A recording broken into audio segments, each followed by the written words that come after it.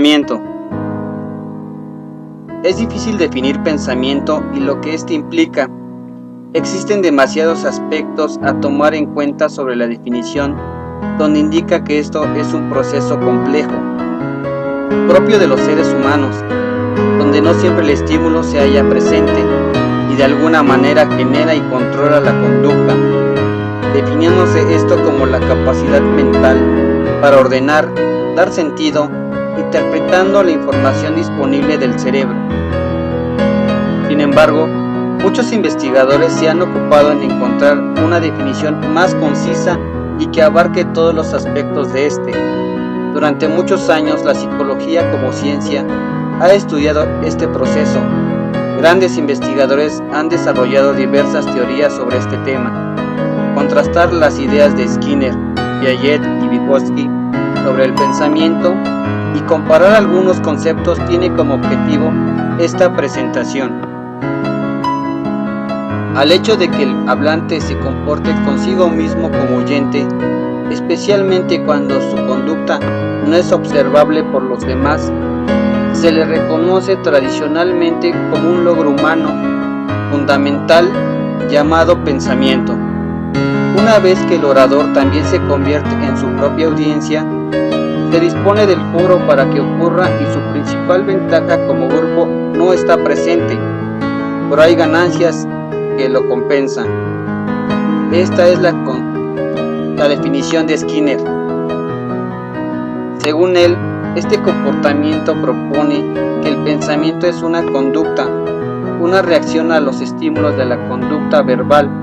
Él lo llama autoestimulación verbal, pues menciona que la propia conducta verbal del hablante proporciona automáticamente estímulos para las conductas consiguientes como la ecoica, textual o intraverbal, y tales estímulos a su vez generan nuevos estímulos para nuevas respuestas.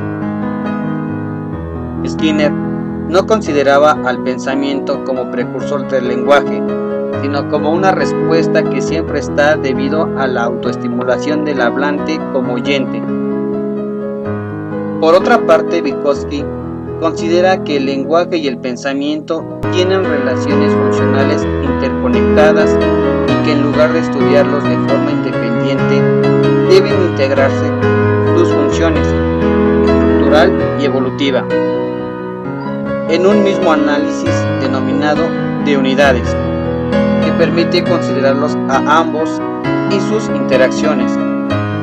Demuestra que el desarrollo del pensamiento verbal se posibilita mediante el uso del significado de la palabra como unidad analítica y que el significado de la palabra está sujeta a un proceso evolutivo. Este pensamiento verbal va más allá de la generalización básica hasta llegar a los conceptos más abstractos, cambiando el contenido de las palabras y el modo de generalizar durante el proceso. De igual forma, confirma que la teoría de la asociación entre símbolos verbales y objetos es inadecuada para explicar el significado de los vocablos en la infancia, además de que el pensamiento y el lenguaje cambian estrechamente, ligados en función de nuestra etapa de desarrollo y de acuerdo a la forma de funcionar del pensamiento. Por tanto, la relación entre pensamiento y palabra no es un hecho, sino un proceso en que los cambios son su desarrollo en el sentido funcional. Para poder conocer la relación entre el pensamiento y la palabra, indica Vygotsky, debemos conocer la naturaleza psicológica del lenguaje interior, el cual es el habla para uno mismo, no vocalizada, y el habla transformada en un pensamiento.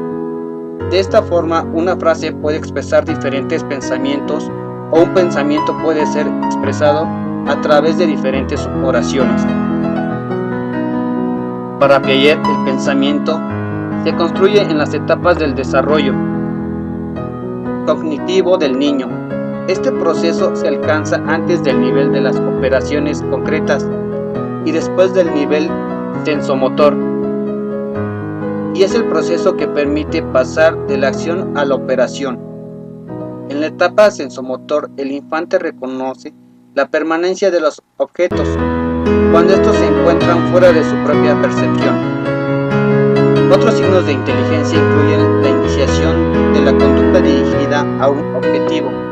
El niño no es capaz de representaciones internas, pero en la última parte de este periodo se refleja una especie de lógicas de las acciones. Como el niño no ha desarrollado el lenguaje, este brote de inteligencia es preverbal. En este nivel está la descentralización necesaria para desembocar en la construcción de las operaciones. Esta no recaerá sobre un universo físico, sino también y de manera indisociable sobre un universo interindividual y social.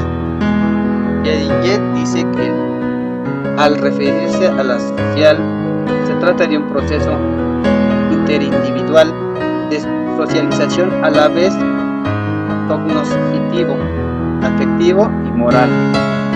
Contrario a las acciones, las operaciones implican una posibilidad de intercambio, de coordinación individual e interindividual. Cibernética. El pensamiento ha ido evolucionando junto con la tecnología, como es la televisión, el radio, el internet, entre otros. Es aquí donde el hombre reflexiona sobre lo que dice y no solo lo que comunica, sino también el pensar y el reconocer que lo caracteriza como animal simbólico, construyéndose en el lenguaje y con el lenguaje, siendo este no solo un instrumento del comunicar, sino también de pensar. Anteriormente, los llamados primitivos son tales porque en su lenguaje destacan palabras concretas, lo que garantiza la comunicación, por escasa la capacidad científico-cognoscitiva. Por el contrario, los pueblos que se consideran avanzados porque han adquirido un lenguaje abstracto, que es además un lenguaje construido en lógica que permite el conocimiento analítico científico.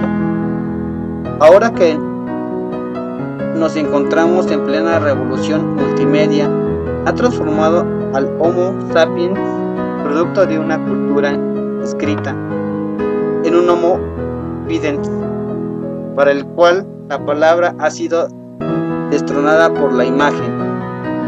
Y en todo ello la televisión cumple un papel determinante. La primicia de la imagen, es decir, de lo visible sobre lo inteligible, conduce una vista que no lleva al entendimiento y ha acabado con el pensamiento abstracto, con las ideas claras y distintas. La televisión produce imágenes y anula los conceptos y de este modo atrofia nuestra capacidad de abstracción